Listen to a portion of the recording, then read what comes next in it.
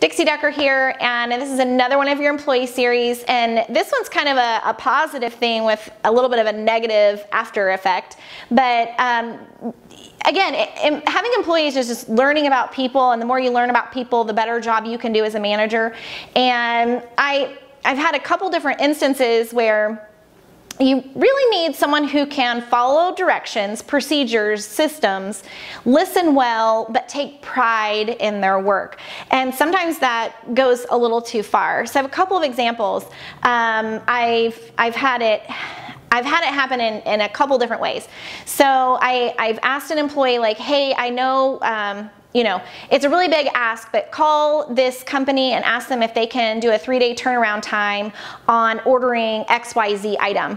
And instead of them just picking up the phone, calling that company and asking them, they even went above and beyond to call 3 or 4 other companies or email 3 or 4 other companies and get quotes on this item that we wanted.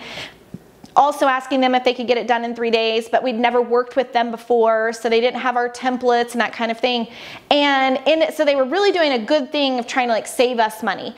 And a lot of times that's beneficial to your business, but what happened was we spent like 4 hours trying to figure out all these unknowns versus one 5-minute phone call with a yes or a no and an order placed or not placed.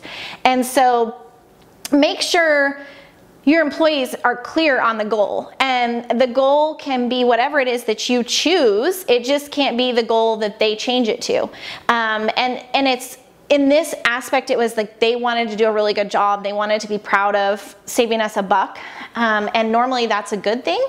But in the meantime, we lost 4 hours worth of stuff we could have done in other areas. I joke because my daughter went to work for us a couple hours in the afternoons, just keeping files organized and that kind of thing. And I did a little test with her and was like, hey, I want this salad from Panera, and make sure they put dressing on the salad. And then I want a side of the dressing too. And before you leave Panera, make sure you open the bag and that there's dressing on the salad. And I know this sounds so pretentious, but you know, when they put those in those plastic containers, there's no room to toss the salad dressing on them. So then when you try to put the salad dressing on them, you just get like one thing on one thing of lettuce, and you have no dressing on your lettuce, right? So I was telling her all of this, and I even told her to her face, I said, now this is a test to see if you can follow directions when you get to Panera, and that you've done all these pieces correctly to bring the salad back. And so she knew it was a test, and she's not the only person that's failed the salad test, but she happens to be 16, and I told her I was doing this. So she goes to Panera, she called in the order, and I told her, don't order online because they take forever, just call it in and go pick it up. And I even told her, like, other people have called it in, and it's like 2 hours before they did it online and had it for delivery, and it was 2 hours later we finally get the salad. And by that time, hangry sets in. So I told her, don't do that, make sure you call them. So she did. She called, she didn't try to order online, she like did everything that I had told her to do. She gets back, she's so proud of this salad, and I open up the bag, and guess what? No dressing on the salad. So then I tell her, look, this is a learning lesson. If you worked for somebody else, and it doesn't matter if it's about a salad or it's about this task, you left off the follow-up step. Like, you didn't open the bag and double check what you had asked them to do that they did. And so that's part of being a manager. It's part of being a superstar employee, is the follow-up. As a real estate investor, getting the deal is about the follow-up. So your employees or yourself, if you lose that last step, you may fail the whole mission because you didn't do the last piece of the puzzle. This happened, so that's about ordering something. This was about a salad.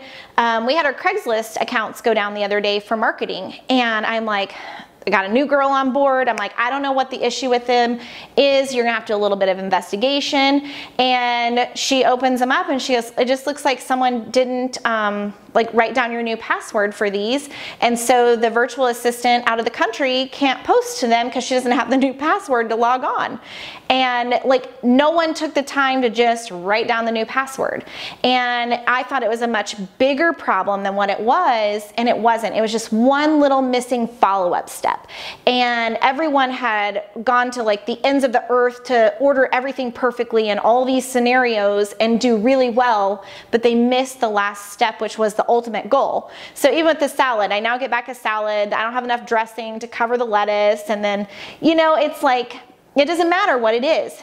The employee has to follow the systems and procedures all the way to the end, or they have to have those listening skills to take it all the way to the end. And so it's kind of a fun thing to teach the 16-year-old that no matter who she works for or what tasks she's doing, you got to take it all the way to the end zone. 3/4 of the way there does not get you the result that you want, does not get you the salad you want to eat, it does not get you the order that you need in 3 days. It just gets you a better price, but you still don't have the product in the end of the day. So just some things to be aware of is sometimes their goals, they don't understand your goal clearly, and they spin their wheels doing other things that are really good, but it doesn't get you to the end zone. So it's really important that you communicate and listen as well to what they're telling you back to know which way to take them next.